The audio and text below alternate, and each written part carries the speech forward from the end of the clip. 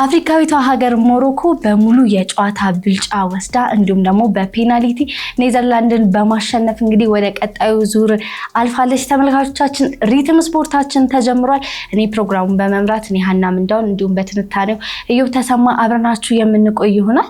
እዮብ እንግዲህ ሞሮኮ በየጊዜው እያስደመመችን ነው። ዛሬም እንግዲህ ሌሊቱን አስደምማን ነው ያደርነው ነው እንደምባል ከኦልሞስት 1 ሰዓት ተኩል አካባቢ በፊት ጀምሮ እንግዲህ አሸንፋለች። 1 ሰዓት አካባቢ በእኛ አቆጣጠር የተጠናቀቀ ጨዋታ ነው። በጣም ከአኩሪ ጨዋታ ጋር ማለት እንችላለን። ዛሬ ኔዘርላንድ በምትታወቅበት የጨዋታ ስልት መቅረብ የቻለችው ሞሮኮ ናት ማለት ይቻላል እና በጣም አስደናቂ የሆነ የመሐመድ ዋሃቢር ቡድንን መመልከት ችለናል። በሌላኛው ጨዋታ እንግዲህ ጀርመን በፔናልቲ መውደቅ ችላለች። አሳማኝ ያልነበረ የምድብ ጨዋታዎች ብቃት እንደነበራት ተመልክተን ነበር። ብራዚል ማለፍ ችላለች። እንግዲህ ግምቴ አልሰራም። ግምት እንደማልችል ነግሬሽ ነበር። ግን በጨዋታው ላይ ጃፓን ብሔራዊ ቡድን ምን ያህል ቀላል የሚባል ቡድን እንዳልነበረ ተመልክተናል ማለት እንችላለን። በተለይ እኔ ሞሮኮና የኔዘርላንድን እንዲሁም የብራዚልንና የጃፓንን ጨዋታ ለመመልከት ሞክሬ ነበር። የጀርመንን ጨዋታ አሁን ነው ሃይላይት ማየት የቻልኩት፣ ምክንያቱም የተወሰነ እረፍት ካላደረግ ከባድ ነው የሚሆነው እና ከሞሮኮ ጨዋታ እንጀምር አይደል? ሞሮኮ በዚህ ዓለም ዋንጫ ካደረገችው በጣም ድንቅ የሚባሉ ፐርፎርማንሶች አንዱ ነው ማለት ትችላለሽ። ሙሉ ለሙሉ ማለት ይቻላል። በተለይ ከሰከንድ ሀፍ ጀምሮ 30 ደቂቃውን ደግሞ ስንጨምር ሙሉ ለሙሉ ዶሚኔት ያደረገችበት ጨዋታ ነበር። እንዲሁም ከዝላታን ኢብራሂሞቪች አስተያየትን ጀምር በደች በቆየሁበት በኔዘርላንድ በቆየሁበት ጊዜ ስለ አታኪንግ ፉትቦል ኳስ ስለመያዝ ብዙ ጊዜ ይወራል ይባላል። እንደምታውቂው ሁዋን ክራይፍም ከዛ የተገኘ ሰው ነው። ቶታል ፉትቦል ላይ ትልቅ የሚባል ተች ያለው ወይም ደግሞ እግር ኳስን የለወጠ ሰው የሚባል ነው። በሆላንድ የሚገኙ አሰልጣኞች በአብዛኛው ማለት ትችላለሽ በዚህ የጨዋታ ስልት የሚገቡ ናቸው። ዛሬ ግን ወይም ደግሞ ሌሊቱን ግን የተመለከትነው የሮናልድ ኩማን ቡድን ከኤቨርተን ብዙም የሚለይ ነበረ ብዬ ለመገምገም በጣም ይቸገራሉ። በኤቨርተን እንደምናውቀው ሰርቷል ይሄ አሰልጣኝ እና የሆላንድን ቡድን ቢያንስ ከነ አይደንቲቲው እንኳን እንዲሞት አላደረገውም ማለት ትችላለሽ። አንዳንዴ ከነ አይደንቲቲሽም መሞት የሚባል ነገር አለ ወይም መሸነፍ በእግር ኳስ ቋንቋ ስናደርገው እና ትላንትና ሌሊቱን ሞሮኮ ኮምፕሊት የሆነ ዶሚኔት ያደረገችበት ጨዋታ ነበር ማለት እንችላለን። ፈርስት ሀፍ ላይ በተሻለ መንቀሳቀስ ችሏል ሆላንዶችም። ነገር ግን ሰከንድ ሀፍ ከገቡ ጀምሮ ሙሉ ለሙሉ ባክ ፋይፍ በሚታይ መልኩ ቅርጹ ነበረ። ሶስቱም የተጠቀሙትን ተከላካይ ለምሳሌ ብንመለከት ቫንዳይክ አለ፣ ቫንሄከር አለ እና ደግሞ ናታናኪ አለ። እነዚህ ሶስቱም ሴንተር ባኮች ናቸው። ከዛ ከነሱ ደግሞ ወደፊት ጠጋ ብሎ ወይም በግራ ዊንግ ባክ በኩል ደግሞ ቫንደርቬን ያለው የስፐርሱ ይሄም ሴንተር ባክ እና ትራዲሽናል የሚባሉ 4 ሴንተር ባኮችን ሮናልድ ኩማን መጠቀም ይችላል የፈለገው ለማን ለአፍሪካዊቷ ሞሮኮ። በቀኝ በኩል ዳንፍሪን ነበረ። እሱ ነበረ ዊንግ ባክ በትክክል ሊገልጸው የሚችለው በኢንተርም በዛ ቦታ ላይ ስለሚጫወት እና በአጠቃላይ የሆላንድ አቀራረብ በባክ ፋይፍ ግጥግጥ ብሎ የመከላከል ከዛ ከነሱ ፊት ደግሞ ግራቨንበርክ እና ዲዮንግ ነበሩ። ስለዚህ በአብዛኛው ከመነሻውም ጨዋታውን ይዞበት የገባው መንገድ ጥንቃቄን የመረጠ ነበረ። ጥንቃቄ እንኳን መርጦ እንደዚህ በተቻለው መጠን ጎል እንዳይቆጠርበት ሞክሮ እንኳን የሮናልድ ኩማን ቡድን ጎል ከማስተናገድ ሊተርፍ አልቻለም። የሞሮኮዎች ተመርተው እንኳን በ91ኛው ደቂቃ ላይ ጎል ማስቆጠራቸው በጣም አስገራሚ ነበር ማለት ይቻላል። በጨዋታው ላይ እስካሁን ያየናቸው በተለይም የመሐመድ ዋሃቢሪ ቡድን ለምን ይሄ አሰልጣኝ የሞሮኮን ብሔራዊ ቡድን እንደያዘ አሁንም በትልቁ መድረክ ጃይንት የሆነ ቡድን መሆኑ ሞሮኮ ከዚህ በኋላ እንዴት ነው ይሄ እንደ አንደርዶግ እንደማይቆጠር አሳይቷል። ይህንን ያሳየው ደግሞ ከጨዋታ መንገድ ጋር ከስታይልም ጋር አሁን ልዩነት አለው። ያለፈው ዓለም ዋንጫ የነበረችው ሞሮኮ ቢያንስ በመከላከል ለምሳሌ ሌሊቱን ኔዘርላንድ በተጫወተችበት መንገድ እየተጫወተች ነበር የመጨረሻው ሰሚ ፋይናል ላይ መድረስ የቻለችው። አሁን ግን ከስታይልም ጋር ለምሳሌ አሽራፍ ሀኪሚ ኳሱን ያገኘበት መንገድ ሰከንድ ሃፍ ላይ ከበረኛው ጋር በግልጽ የተገናኘበት መንገድ እና በተለይም ቫንደርቬን ከኋላው መጥቶ ድንቅ ታክል የወረደበትን እሷን ፓተርን እንኳን ብትመለከቱ ይሄ አፍሪካዊት ሀገር ምን ያህል ድንቅ ብሔራዊ ቡድን መሆኗን መገንዘብ እንችላለን። ብዙ ተጫዋቾች በጣም ድንቅ የነበሩበት ጨዋታውን ስንመለከትም የሁዋን ክራይፍ ሀገር የትኛዋ ናት ብለን የምንጠይቅበትን ለመላው አፍሪካውያን ኩራት የሆነበትን የሌሊቱን ጨዋታ ነው የተመለከትነው ማለት እንችላለን። የሞሮኮ ብሔራዊ ቡድን ጥሩ የሚባል እግር ኳስ በሚገለጽባቸው እያንዳንዱ ሜትሪክሶች በልጦ የተገኘበት ከዛም ውጪ በተደጋጋሚ ወደ ጎል የደረሰበት ፋይናል ሰርድ ላይ የደረሰበት በአንጻሩ ግን ሆላንዶች ግባቸውን የጠበቁበትና ከዛ በኋላ በሚገኙ በነ ሰመርቪል በነ ጎሉ እንደተቆጠረው አይነት ካውንተሮችን ሲሞክሩ ነበር የተመለከትነው። የሃይድሬሽን ብሬኩ ዛሬ ሆላንድን በሚገባ ጠቅሟታል ማለት ይቻላል። ሰከንድ ሃፉ ከተጀመረ ጀምሮ በተደጋጋሚ ሞሮኮዎች ሲያጠቁ ነበረ። በኳሱን ይዘው በተደጋጋሚ ወደ ጎል ሲደርሱ ነበር። ነገር ግን ይሄ ሃይድሬሽን ብሬኩ ከዚህ በፊትም በብዙ የተወያየንበት ብዙዎች አስተያየት የሰጡበት ነው። ይሄ ጉዳይ አንዳንዴ ጫና ውስጥ ስትገቢ ምን ያህል እንደሚጠቅምሽ መመልከት ትችላለሽ እና ከዛ በኋላ ከገቡ ከሃይድሬሽን ብሬኩ ከ3 ደቂቃዎች አርፈው ከተመለሱ ከጥቂት ደቂቃ በኋላ ነው የመከላከል ሴታፓን እንኳን ባልጠበቀችበት መንገድ በረጅም የተለጋውን ኳስ ሰመርቪል ቆንጆ አድርጎ ነበር የሰጠው ማለት ይቻላል። በጥሩ ኮንትሮል ፋውልም ወይም ፔናልቲም ሊሆን ይችል ነበር። ጋክፖ ባያስቆጥረው ኖሮ ይሄ ጎል መቆጠሩ አይቀርም ነበር። አንድ ስሜት የሚነካም ነገር ከጋክፖ ጎል በኋላ ተመልክተናል። በዚሁ ወቅት እንግዲህ በእርግዝና ላይ ያለ ልጁን አጥቷል ኮዲ ጋክፖ። ስሜቱን መቆጣጠር አልቻለም ነበር። ትንሽ ሚነካ ነገር ነበረው። ነገር ግን መቀጠል አልቻሉም። በዛው ወዲያው ነው መሐመድ ዋህቢሪ ተጫዋቾችን መቀየር የጀመረው። እነ ቤራሂም ዲያዝን በማስወጣት ታዳጊዎችን ባለፈው ጎልም ያስቆጠሩትን ተጫዋቾችን በጣም የዚህ አሰልጣኝ ልዩ ነገሩ ብዙውን ጊዜውን ያሳለፈው በአንደር 19 በአንደር 23 አይነት ብሔራዊ ቡድኖች ነው። ስለዚህ ይሄ የአንደር 23 የአንደር 90 ቡድን ነው። ይሄ ልጆችን የማመን ኢንስቲንክት አለው ባይ ዲፎልት እና አሰልጣኙ በዚህ በሰራባቸውም ጊዜ ከነዚህ ልጆች ጋር ስለሰራ ማለት ነው ቀይሮ የሚያስገባው እነሱን ነው። ጨዋታውንም በተቻላቸው መጠን የቀየሩትም እነሱ ናቸው ማለት ይቻላል። ለምሳሌ የብራይተኑ ግብ ጠባቂ ወይም የሆላንድ ግብ ጠባቂ ባርት በቭሩግን ያዳናት ኳስ ሆላንድን ለፔናልቲ ያደረሰች ናት ማለት እንችላለን እና በተለይ የራሂሚ ኳስ ተከላካዩ ወደ ሆላንድ ነው የላከው ማለት ትችላለሽ ታክል አድርጎ ሲመጣ እና 1-1 ነበር የተገናኘው ከግብ ጠባቂው ጋር። ነገር ግን በቭሩገን በሚገርም ሁኔታ ነበር ሴቭ ያደረገው እና በጨማሪው ደቂቃ ላይ እሱ ራሱ ያቺ ጎል እንኳን ተቆጥራ ሞሮኮ ማሸነፍ የምትችልበት ሰፊ የሆነ እድል ነበራት።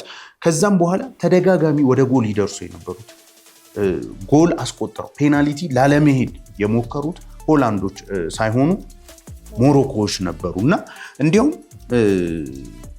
የጎሉን ያስቆጠረው በተለይም ደግሞ የሞሮኮን አቻነት ጎል ያስቆጠረው ተጫዋች ፈርተውን ነበር የገቡት ሲል ኢሳ ዲዮፕ የተባለው ተጫዋች ፈርተውን ነበር የገቡት ሲል አስተያየቱን መስጠት ችሏል። በባክ ፋይፍ ነው የገቡት እና ድሉ ይገባናል ሲል ተናግሯል። አሽራፍ ሀኪምም እንደምናሸንፍ እናውቅ ነበር የሚል አስተያየቶችን መስጠት ችሏል እና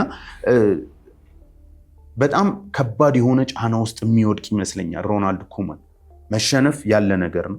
በእርግጥ ለሆላንድ ባለፉት ጊዜያት ያየናት ሆላንድ በእኛ እድሜ እንኳን በነ ሽናይደር በነ አሪያን ሮበን ያየናት የዓለም ዋንጫ ፋይናሊስቷ ሆላንድ ቢያንስ ጎሎች እንኳን አስቆጠራ ወደ ቀጣይ ዙር ማለፍ እንኳን ባትችል እንዴት ነው ጥሩ ፉትቦልን ትጫወት ነው። ዛሬ ግን ወይም ደግሞ ሌሊቱን ግን ለሞሮኮ ሙሉ ለሙሉ ኳሱን የሰጠች ከዛ ደግሞ የመከላከል ወረዳዎችን ፖኬቶችን ለመዝጋት የምትሞክር በባክ ስሪ ሶስቱም ዲፌንሶች ሴንተር ባክ የሆኑበት ሌላኛው ዊንግ ባክም ደግሞ እንደ ቫንደርቬን ያለው ተጫዋችም ደግሞ ሌላኛው ሴንተር ባክ ሆኖ በአጠቃላይ በአምስት ሞር መከላከል ላይ በሚያመዝኑ ተጫዋቾች ገብቶ ኢቭን ዊንግ ባኮቹ እንኳን መሄድ ያልቻሉበት ጨዋታ ነበር ማለት እንችላለን። ሁለቱም ዊንግ ባኮች ወደፊት አይሄዱም ነበርና ኮምፕሊት የሆነ የሞሮኮን ዶሚኔሽን የተመለከትንበት ጨዋታ ነበር ማለት እንችላለን። በኋላም እንግዲህ ይህ አሰልጣኝ ሊቀይር የሞከራቸው ነገሮች ነበሩ ጨዋታውን ውጤቱን ለማስጠበቅ። በተለይም ቲምበርን ኩዌንተን ቲምበር የሚባለው የጁሊያን ቲምበር ወንድም በግራቨንበርግ መቀየር ችሏል። እሱ ራሱ እንደገባ የሰራው ፋውል በእኔ እምነት አጠያያቂ ነበር። ፊቱን ነበረ በእጁ የመታው እና ይሄ ጥፋት ራሱ ከባድ ነበር። ቅያሬዎቹ ራሱ እየሰሩለት አልነበር። ውጤት ማስጠበቅ አልቻለም። ኦልሞስት 4 ደቂቃዎች ነበር የቀሩት ጨዋታው ሊጠናቀቅ።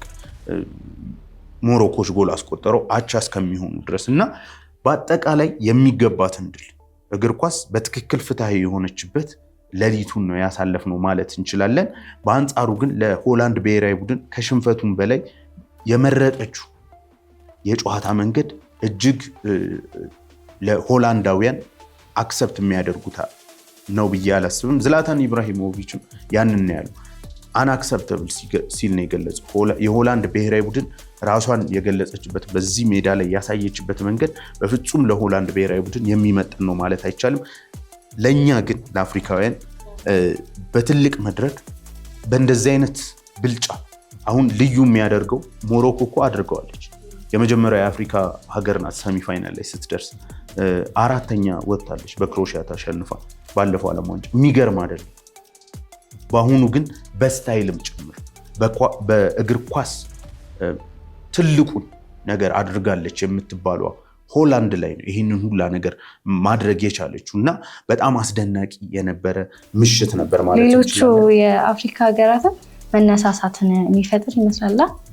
በጣም የሞሮኮ ብሔራዊ ቡድን ለሁሉም ምሳሌ የሆነ ብሔራዊ ቡድን ነው። በ2022 ትልቅ የሆነ እንዴት ነው ስኬትን አስመዝግቧል።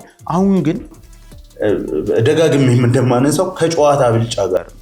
ይሄ በጣም ትልቅ ነገር ነው በነገራችን ላይ ለአፍሪካ ፉትቦል።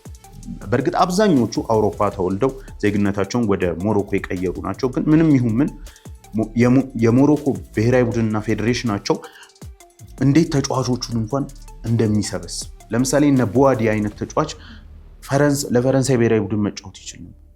ነገር ግን እነዚህን አምጥተው ትልቅ የሆነ ብሔራዊ ቡድን መገንባት ችለዋል እና በጣም አስደናቂ የነበረ ሌሊት ተነስቶ ለማየት ያን ያህል ችግር የሌለው እንዲሁም በቃ በትክክል እንቅልፍን ሰውተሽ የሞሮኮን ብሔራዊ ቡድን በተለይ ደግሞ ድንቅ ጨዋታ ተመልክተናል ማለት እንችላለን። ሀና በቀጣይ ከካናዳ ናት።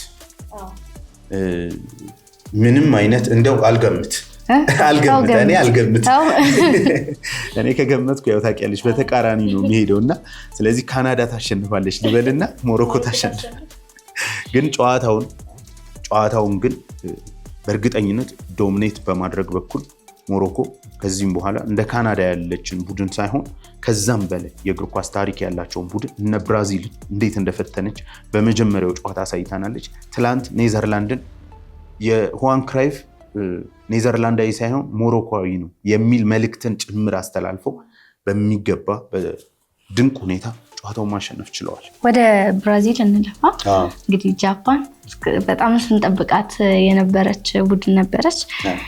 ከብራዚል ጋር እንግዲህ ሰሞኑን ከ90 ደቂቃ በኋላ ጎሎች እየገቡ እንግዲህ አገራት እየተሰናበቱ ነው እና ብራዚልም የዚሁ እድል ተጠቃሚ ናት እንበል።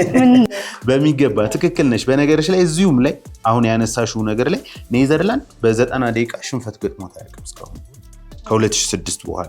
በ2010 ዓለም ዋንጫውን ስታጣ ከ90 ደቂቃ በኋላ በተጨመረ ነው። ከዛም በኋላ አብዛኞቹን የወደቀ ኢሊሚኔት የተደረገችው በፔናልቲ ወይም በኤክስትራ ታይም በገቡባት ጎል ነውና አሁንም ካናዳም ያሸነፈችው ደቡብ አፍሪካን በ91ኛው ደቂቃ ጎል ነው እና በጣም ማርጅኑ ጠባብ። ትላንትም እንግዲህ ጃፓን የማለፍ እድሏ ሰፊ ነው ስንል የነበረው ከዚህ አንጻር ነው። ግን አላለፈችም። ግምቴ አልተሳካም። ባለመሳካቱ ብዙ ቅር አላለኝ እውነት ለመናገር። ብራዚልን በዚህ ገና በ16ቱ ላይ በ32ቱ ጥሎ ማለፍ ላይ ማጣት በጣም ከባድ ነው። ግን አንድ ነገር በትክክል የታዘብን ይመስለኛል። ካርሌቶ ለምን ብራዚልን እንደያዘ በሚገባ የተመለከትንበት ጨዋታ ነው።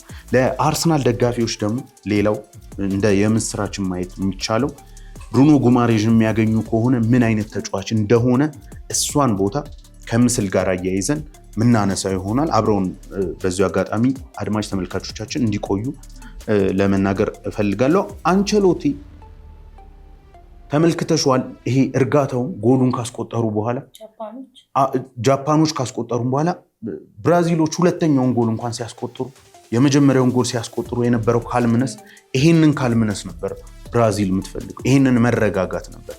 የብራዚል ብሔራዊ ቡድን በብሔራዊ ቡድን ደረጃ ምናልባትም ከእንግሊዝ ብሔራዊ ቡድን ባልተናነሰ በጣም በርደን ያለበት ብሔራዊ ቡድን ነው ማለት እንችላለን። ለምሳሌ በክለቦች በአብዛኛው ሪያል ማድሪድ እና ማንቸስተር ዩናይትድ ይባላሉ። ራሳቸው አንቸሎቲ ወደ ማንቸስተር ለምን አትመጣም ሲባል ቱ ማች ፕሬሸር ይላሉ እና በዚህ እድሜ አይሆንም አይነት ነገር አንድ ኢንተርቪው ላይ አይቼ ነበር እና ኤቨርተንም እያሉ ስለዚህ ነገር ሲያወሩ ነበር። የብራዚል ብሔራዊ ቡድን እንደዚሁ በአመታት መካከል ከፍተኛ የሆነ ለአሰልጣኞች የሚፋጅ ቦታ ያለው ብሔራዊ ቡድን ነበር። አሁን አንቸሎቲ መጣና ለምን ከብራዚላውያን ውጪ ሰው ከተመረጠ አንቸሎቲ ብቻ እንደሚሆን ያሳየ ይመስለኛል። ሰከንድ ሃፍ ፈርስት ሃፍ ኮምፕሊትሊ የጃፓኖች የበላይነትን የተመለከትን ነው። በኳስ ቁጥጥር የተወሰነ ብራዚሎች ሊበልጡ ይችላሉ። ነገር ግን መብለጥ በሚገባቸው የሜዳ ክፍል በሙሉ ጃፓኖች ዶሚኔት ያደረጉበት ጨዋታ ነበር። ፋይናል ሰርድ ላይ ብራዚሎች በፍጹም አይደርሱም ነበር። ቪኒሽስ ጁኒየር ለሁለት ነበር የሚይዙት እነ ቶሚያሱ እና ዊንግ ባኩ። ስለዚህ በተለይ ደግሞ በዳይመንድ ቅርጽ ነበር ብራዚሎች የገቡት። ስለዚህ ቀጥታ ሄዶ የሚያገኘው ከባክ ስሪ አንደኛው የሆነውን ቶሚያሱ ነበር። ዊንግ ባኩም ይመለሳል። ቪኒ ኳስ በያዘ ቁጥር ከፊቱ ሁለት ተጫዋቾች አሉ።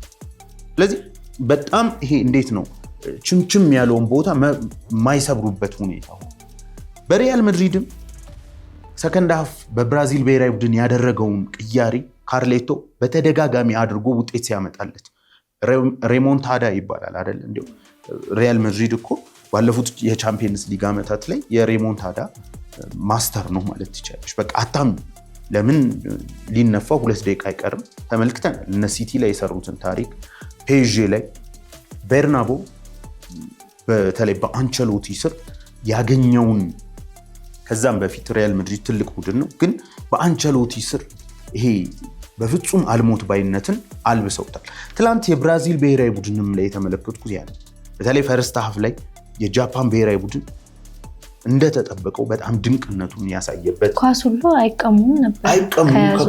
በጣም ተረጋግተው ነበር ሲጫወቱ የነበረው። ብቻ ጃፓኖች ይበልጡ ነበር ፈርስት ሃፉ ላይ በጣም በሚገባ ትክክል። ይሄ በስራ የመጣ ነው። በነገርሽ ባለፉት 30 ዓመታት የለፉበት ስራቸው ነው። ይሄ አሰልጣኝም በ1990ዎቹ ላይ አሳዛኝ የሆነ የልብ ስብራት የደረሰበት ተጫዋች ሆኖ በኢራቅ የወደቀ አሰልጣኝ ነው። ከዛም ውጭ ግን ፕላናቸው በ2050 ዋንጫን ለማንሳት ነበር። ብዙ የእግር ኳስ ስኪል የሚለማመዱበትን ቦታ ከግራስ ሩት ሌቭል ጀምሮ አስገብተው እንዴት ነው ውጤቱን ደግሞ እያዩበት ያለው ቦታ ነው። የድሪብሊንግ ስኪላቸውን የሚለማመዱበትን እና የዚህን ደግሞ ማሳያ እነ ሚቶማን በፕሪሚየር ሊጉ ያየንበት እንዲያውም እነሱ እንደ ናሙና ነው የሚሉበት እና ድሪብሊንግ ስኪልን እንኳን እያስተማሩ የሚያድጉበት እና ከኳስ ጋር ጃፓኖች ይለያሉ። ኳሱን ሲይዙት የሚቀበሉበት መንገድ ተቻቸው በትክክል በልጅነታቸው እንደሰሩ የሚያስታውቅ ቡድን ነው እና ለዛ ነው በባክ ፋይፍ ቢጫወቱ ኳሱን የፈለግ ለምን አይደለም በሜዳ ላይ ወደ ቤትሽ ይዘሽ ብትሄጂ ጉዳያቸው አይደለም፣ ወደ ጎላቸው እስካልመጣሽ ድረስ በዛ መንገዱ በሁሉም መንገድ ጃፓኖች የተሻሉ ነበር። ሰከንድ ሃፍ ነው ነገሮች የተለወጡ። የካርሌቶ ካሪዝማ የተገለጸበት የካርሌቶ ለምን እዛ ቦታ ላይ እንደሚመጥኑ ብራዚላውያን በትክክልም ይህን አሰልጣኝ ማምጣታቸው ትክክለኛ ውሳኔ መሆኑን የተመለከትነው። ፒኩዌታ እንግዲህ በጉዳት ተቀየረ። ከዛ ታዳጊውን ኤንሪክን ነበር ያስገባው። እዚህ ጋር ነው የፖዚሽናል ለውጦችን ማድረግ የቻሉት ካርሌቶ ራሱን ያስገቡትን ተጫዋች ከፊት መስመር በማድረግ ቪኒን ወደ ግራ ነው ያስወጡት። ከዛ ማቴያስ ኩኛን 10 ቁጥር አደረገው ማለት ነው። መሀል ሜዳ ላይ ደግሞ ካርሎስ ካሴሚሮ እና ከአርሰናል ጋር ስሙ እየተያያዘው ያለው ብሩኖ ጉማሬሽ።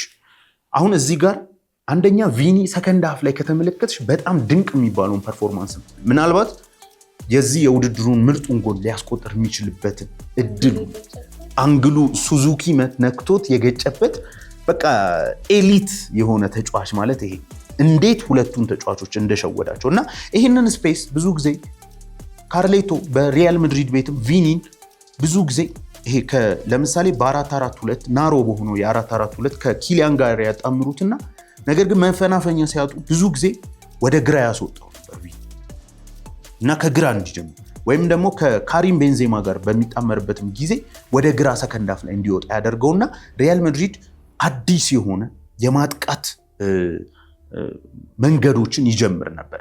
በትላንትናውም ዕለት የተመለከትነው ይሄ ልክ እሱ ሲገባ። ከዛም ውጪ ግን አሁን የካርሌቶን ትልቅ የሆነ ውሳኔ የምታደንቂው እዚህ ጋር ጎሉን ያስቆጠረው ማርቲኔሊ። በነገራችን ላይ ማርቲኔሊ ለእንደዚህ አይነት ጎሎች ብዙም ብርቁ አይደለም፣ ወይም ደግሞ በተደጋጋሚ ሲያስቆጥር የኖረ ነው። እነ ሲቲ ላይ እነ ሊቨርፑል ላይ ብዙ ወሳኝ ጎሎችን የሚያስቆጥር ተጫዋች ነው። በወሳኝ ሰዓት ላይ የሚገኝ ነው። እነ ባየርን ላይ አስቆጥሯል። ይሄ ተጫዋች እንግዲህ አጠገቡ ማን ኖሮ ነው ያስገባው? ኔይማር ጁኒየር ሲያሟሙቅ ይታያል። ነገር ግን የተቀየረው ማን ነው? ማርቲኔሊ።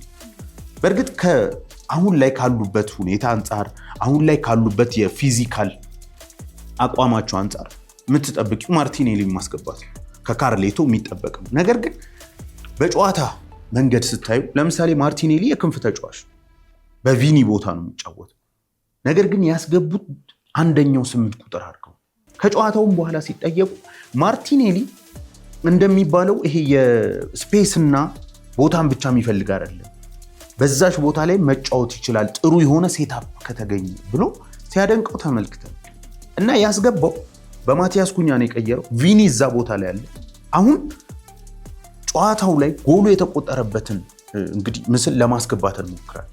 ተመልከች፣ ማርቲኔሊ እዛ ቦታ ላይ ሲገኝ ቪኒ ከኋላ ነፃ ነበር። ስለዚህ አንድ ተጫዋች ድራግ አድርጎ ወደ ውስጥ ይከትልሻል። አሁን እዚህ ጎል ላይ ደግሞ በዋናነት መመስገን ያለበት የአርሰናል ደጋፊዎችም በመግቢያ ላይ ስለ ብሩኖ ጉማሬሽ ስናወራ ሊጓጉለት የሚገባው ይሄ የወርክ ሬቱን ብቻ አይደለም፣ ወይም ደግሞ ይሄ በኒውካስል ቤት ፕሬሲንጉን ባለፈው ያነሳናቸውን ብቻ አይደለም። በማጥቃቱ ላይም እንደ ኤሊየት አንደርሰን ሁሉ በጣም ኢንተለጀንት የሆነ ተጫዋች ነው። አይምሮውን በደንብ የሚጠቀም ተጫዋች ነው ያልነው ለዚህ 56ኛው ሰከንድ ላይ ኳስ ተቀበልና 2 ሰከንድ በማዘግየቱ ብቻ በሁለቱ የማርቲኔሊ አቋቋም መካከል ያለውን ልዩነት መመልከት በቂ። ልክ ብሩኖ ጉማሬሽ ኳሱን ሲቀበል አድማጭ ተመልካቾቻችን በምስሉ ላይ እንደሚመለከቱት ብሩኖ ጉማሬሽ ኳሱን ሲቀበል ማርቲኔሊ ተይዟል። ነገር ግን የሚመታ መስሎ 2 ሰከንድ ብቻ ነው ያዘገያል።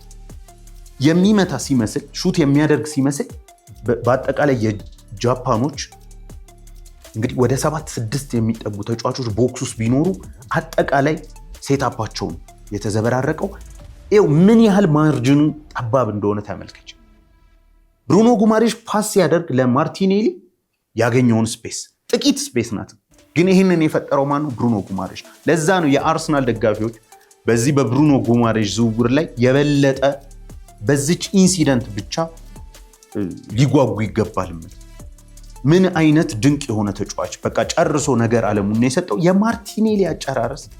እንዲሁም አንድ የአርሰናል ደጋፊ ጓደኛዬ ምነው ዓመቱን ሙሉ እንደዚህ በሆነልን የሚል ነገር ሲያነሳ ነበር እና ማርቲኔሊ በጥሩ ሰዓት የሚነሳ ተጫዋች ነው። ይሄ ማንም ሊክደው አይገባም። በጣም ድንቅ የሆነ ጎልን በማስቆጠር ወደ ወርልድ ካፕ ነው የወሰደው። ይሄ በወሳኝ ሰዓት ጎል ማስቆጠር የሚችልበትን ብቃት ወደዛ ነው የወሰደው እና የብሩኖ ጉማሬሽ ብቃት እዚህ ጋር በእጅጉ ሊመሰገን ይገባል። ይሄ ነው በቃ ጃፓኖች ሰከንድ ሃፍ ላይ በባክ 5 ጥቅጥቅ ብለው በ5-4-1 ሲከላከሉ ነው የነበረው። ስለዚህ ይህንን ለመፍታት ኢንዲቪጁዋል ብሪሊያንስ ወይም የግል ተጫዋች ብቃት ያስፈልጋል። አርሰናል እንደምታውቂው ባለፉት ዓመታት በእጅጉ የሚቸገረው በዚህ ጉዳይ በባክ ፋይቭ በባክ ፎር በሚገቡ በነ ሰንደርላንድ አይነት ሜዳ ላይ በነ ኤቨርተን አይነት ቡድኖች ነው የሚቸገረው። ስለዚህ አንድ ተጫዋች ሆኖ ነገር ግን ነገሮችን በሰከንዶች ውስጥ መወሰን የሚችል ተጫዋች ያስፈልጓል እና ብሩኖ ጉማሬሽ ትላንትና የአንድ ተጫዋችን ብቃት በሚገባ ነው ያሳየው። የጃፓንን ጥብቅ የሆነ የመከላከል አቋቋም ለመበታተን ያደረገው ጥረት በጣም ድንቅ ነበር ማለት ይቻላል። ካርሎስ ካሴሚሮ ሌላው እንግዲህ አላረጅ ያለው ትልቁ ተጫዋች በጣም አሪፍ ነበር ትናንት፣ በጣም ድንቅ ነው። እንዲሁም ፈርስት ሃፍ ላይ እርሊ ቢጫ በማግኘቱና ጎሉም የተቆጠረበት መንገድ ላይ የበለጠ እሱ ፕሬዠር ማሳደር ይችል ነበር፣ ግን ቢጫው የጎዳውና ከዛ በኋላ ግን 12ኛ ጎሉ ነው ለ6 ቁጥር ተጫዋች በክለብና በካንትሪ። እንዲሁም ሃሪ ማጓየር ከኔ የሚበልጥ ሄደር ይሄ በጭንቅላት የሚያስቆጥር የለምል ነበር ካሴሚሮን ከመተዋወቄ በፊት ብሎ አንዳንድ አጥቂዎች ራሱ አይ ዶንት ቲንክ በሱ ልክ ይሄ የጎል ኢንስቲንክት እንዳላቸው ወይም የጎል ደመነፍስ እንዳላቸው አላውቅም። እውነት ለመናገር የተገኘበትን ቦታ ተመልከች። ለብራዚል በጣም ወሳኙ ጎል ነው።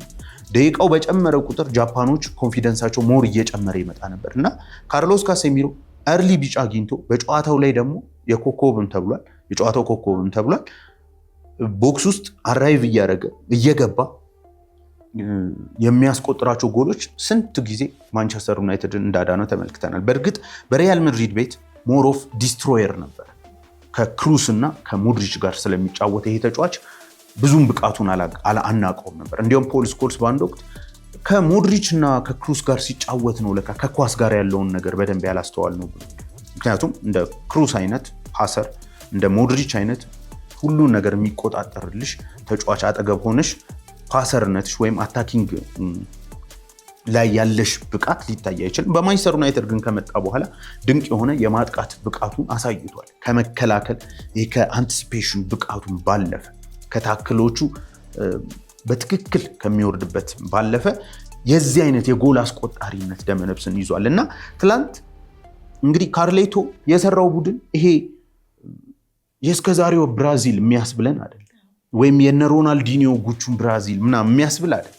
ነገር ግን ካራክተሩ ይሄ ካራክተር ያለው ቡድን እንዴት ነው ብራዚል ካርሌቶን በማግኘቷ ብቻ አንድ ትልቅ ነገር እንደጨመረች በሜዳው ላይ ታይዋለች።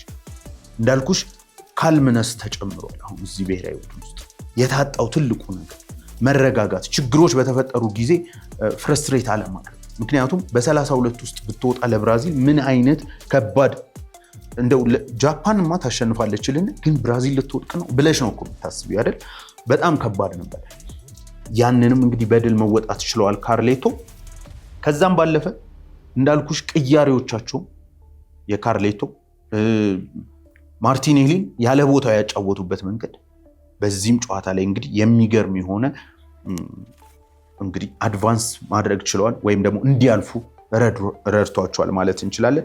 ብራዚል እንግዲህ አሁን ወደ ውድድሩ በትክክል እየተቀላቀለች ነው ማለት ይቻላል። በዚህ ጨዋታ ላይ እንግዲህ ሌላ የምንጨምረው ነገር ካለ የጃፓን አሳዛኝ ሁኔታ መውደቅ ነው። ይሄ ብሔራዊ ቡድን በአሳዛኝ ሁኔታ ሁሌም በእንደዚህ አይነት ልብ ሰባሪ ሁኔታ ነው የሚወድቁት። በ2018 የምናስታውሰው ያ የካውንተር ኳስ በነ ሮሜሎ ሉካኩ በነ ኬዲቢ የነበረውን ቡድን ስትወድቅ እናውቃለን እና ጃፓኖች ይለፋሉ። አሁንም ግን በጠበቅነው ልክ ቢያንስ እኔ በጠበቅኩት ልክ ማግኘት ችለናል ለማለት ይቸግራል። ከዛ ውጭ እንግዲህ አሰልጣኙ በጣም አሳዛኝ ነው። አሁን ላይ ብዙ ጊዜ ጃፓን ብሔራዊ ቡድን ሲነሳ እንዴት ነው ምን ብለን ነው የምናነሳው? በመጀመሪያ ዓለም ዋንጫ ላይ ጃፓን ስትሳተፍ ብዙ ጊዜ የሚሰማን ምንድን ነው? ደጋፊዎቹ ቆሻሻ ያጸዳሉ ምናምን። አሁን ግን ከዛም ያለፈ ነገር በትክክል እያየን በሜዳ ውስጥም የጃፓን ብሔራዊ ቡድን በሚቀጥሉት ዓመታት በጣም የሚገርሙ ተጫዋቾችን ለአውሮፓ እግር ኳስ እያቀረበ ነው። ከዛም ውጭ ብሔራዊ ቡድኑ በሚቀጥሉት ዓመታት ቀላል ብሔራዊ ቡድን ይሆናል ብዬ አላስብም። የ2050 ዓለም ዋንጫ ስታስቢ እኮ አስቢ የብዙ ዓመታት እቅድ ነው የምታቀችው እና በእቅድ ከተሰራ ምን መምጣት እንደሚችል ጃፓኖች በትክክል እያሳዩ ያሉ ይመስለኛል። ሀና እንግዲህ በቀጣይ ደግሞ የምናየው ይሆናል። ዓለም ዋንጫ በሚገባ አሁን ተጀምሯል። እንግዲህ ብራዚልም ከኖርዌይ እና ከኮት ዲቯር አሸናፊ ጋር ቀጣይ ጨዋታዋ ይሆናል። እንግዲህ ጃፓን ከብራዚል ጋር ባትሆን ኖሮ ለጃፓን ደግፍ ነበረ፣ ግን አልተሳካም። ቡድንሽ እየሄደች ነው። ተመስገን። ወደ ጀርመን እንለው። በጣም የሚያሳዝን ግን የተጠበቀ አይደል? ግን ጀርመን ከነበራት ዓለም ዋንጫ ተሳትፎ አንጻር ቀበሏል። ከመጀመሪያው ጨዋታ በኋላ ግን የጀርመን ብሔራዊ ቡድን ሬት ማድረግ እኔ ቀንሼ እውነት ለመናገር የኮት ዲቯሩ ጨዋታ ደግሞ በጣም ገላጭ በትክክል ዶሚኔት ተደርገው ያ የጀርመን ብሔራዊ ቡድን እግር ኳስን በሚገባ የሚጫወተውን ብሔራዊ ቡድን እየተመለከትን አልነበረም። በትላንትናውም ጨዋታ እንግዲህ ከ70% በላይ ኳሱን ይዘዋል። እኔ እንግዲህ ሃይላይቱን ይህን ጨዋታ ያየሁት፣ ስለዚህ ያን ያህል የሰፋ ነገር ማለት አልችልም። በዚህ የሞሮኮን ለማየት ስል ነው የተወሰነ ረፍት ለማድረግ ፈልጌ የነበረው እና ግን በፔናልቲ ተሸንፏል። ብዙ አላስገረመኝም። በኋላ ላይም ሃይላይቱን የተወሰነ ለማየትም ስሞክር ብዙ አላስገረመኝም እውነት ለመናገር። ምክንያቱም የጀርመን ብሔራዊ ቡድን ኮት ዲቯርም ማሸነፍ አልነበረበት በፍጹም። ከዛም በኋላ በፍጹም ምክንያቱም ኮት ዲቯር የፈጠሩት የጎል እድል አሁንም አላውቅም፣ ምናልባት የሞሮኮ ብሔራዊ ቡድን ቢሆን ኖሮ ብዙ ጎሎችን ማስቆጠር ይችላል። ጀርመኖች የመጨረሻዎቹ ደቂቃዎች ብቻ የነቁበት ኦልሞስት ለ80 ደቂቃ ያህል በኮት ዲቯር ዶሚኔት የተደረጉበት ጨዋታ ነበር። ከዛም አንጻር ነው ጀርመን ይሄ ብሔራዊ ቡድን እንዴት ነው እንደምጠብቀው ያለፈው ዓመት ወዴት እየሄደ ነው? ወደ ቤታቸው ሄደዋል አሁን እና ስትመለከቻቸው ክሬቲቪቲ የሚባለው ነገር በቃ በጣም ያነሰበት ብሔራዊ ቡድን ሆኗል። ይሄ የሚወጣው ተጫዋች ለእኔ በዚህ እንግዲህ በጀርመን ብሔራዊ ቡድን ቤስት ከሚባሉት ተጫዋቾች ግንባር ቀደሙ ምለው ካይ ሃቨርትዝ ነው እውነት ለመናገር። ጎሉን ማስቆጥሯል። መጨረሻ ላይ ፔናልቲ ቢስትም ግን በብሔራዊ ቡድኑ በተለይ ሙሉን በተመለከትኳቸው ጨዋታዎች ላይ የተሻለው ተጫዋች ሮቴት እያደረገ ቦታዎችን እየቀያየረ ሲጫወት የምትመለከቱ እሱን ነው እና እነ ሜቻ አይነትም ጥሩ ተጫዋች አላቸው በስብስብ ደረጃ አይደለም። ነገር ግን ይሄ እንዴት ነው ዶሚኔት የሚያደርግበትን መጠን ወደ ጎል በመቅረብ ከዛ ደግሞ ኢቭን ይሄ ከጉልበት ጋር በተያያዘ ፊዚካሊ ዶሚኔት የሚደረግ ቡድን ሆኖ አግኝቼዋለሁ እና በተለይ በኮት ዲቯሩ ጨዋታ ብዙም ያልጠበቅኩት ነገር ተፈጥሯል ማለት አልችልም። እንግዲህ ተሸንፈዋል። ፓራጓይ በዩኤስ በመሸነፍ ብትጀምርም አሁን ግን በጣም በጥሩ ሁኔታ ላይ ናት ያለችው ማለት ይቻላል። ዛሬ በጣም ጥሩ ጨዋታዎች አሉ። በተለይ ኮት ዲቯር ከኤርሊንግ ሃላንዱ ቡድን ከኖርዌይ ጋር የሚያደርጉት ጨዋታ በጣም የምንጠብቀው ነው። ማታ 2 ሰዓት ላይ የሚደረግ ነው። እንግዲህ የኮት ዲቯር ብሔራዊ ቡድን ሌላኛው በጣም ኤክሳይቲንግ የሆኑ ፉትቦል ወይም ደግሞ አዝናኝ የሚባል በጣም ማጥቃት ላይ የተመሰረተ የሚጫወት ቡድን ነው። የኖርዌይ ብሔራዊ ቡድን ደግሞ ከፈረንሳይ ጋር እንደምታስታውሹ ተጫዋቾችን አሳርፎ ነው። ኤርሊንግ ሃላንድ የአንቺ ኮከብ ጎል አግቢ ይሆናል ብለሽ የምትገምቺው ተጫዋች አርፎ ነው የሚመጣው። ከማንም ጋር ቢጫወት ጎል ከማስቆጠር ወደ ኋላ እና እነሱ እነ ማርቲን ኦዴጋርድ አርፎ ነበረ። ስለዚህ አሁን በአዲስ ጉልበት ነው የሚመጡት እና በጣም የምጠብቀው ጨዋታ ነው።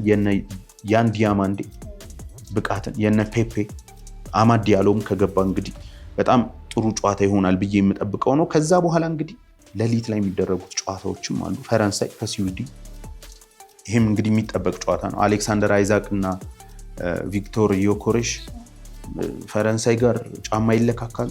በፍጹም አይመስለኝም። ነገር ግን ችግር የለውም ይከብዳቸው ይመስላል። አይመስልሽም? ይከብዳቸው ፈረንሳይ አይከብዳትም ነው? አይከብዳትም ፈረንሳይ? አይ ስዊድን ማለት እድል ትሰጫቸዋለሽ? አዎ። እሺ እኔ በፍጹም መፎካከር ራሱ ይችላሉ ብዬ አላስብም። ሰፊውን እድል የምሰጠው ለፈረንሳይ ነው። ግን እንዳልኩሽ እኔ የምገምተው ነገር ምናልባት በመለያ ምት ድረስ ሊመጣ ይችላል። በፍጹም እኔ አልገምትም። ይሄ ጨዋታ በጊዜ በነ ኦሊሴ፣ በነ ዴምቤሌ፣ በነ ኪሊያን በዝረራ የሚጠናቀቅ ይመስለኛል። ግን እግር ኳስ እንደዚህ የፈለገ ብትገምቹ ተቃራኒ የሚሆንበት ውድድር ነው።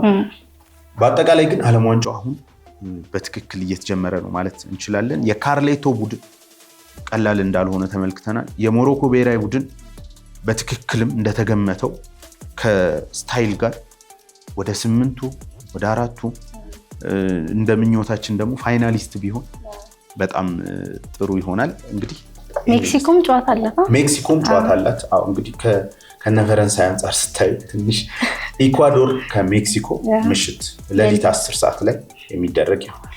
ተመልካቾቻችን ሪትም ስፖርታችን ይህንን ይመስል ነበረ። አብራችሁ ስለነበራችሁ እጅግ እናመሰግናለን። ሰላም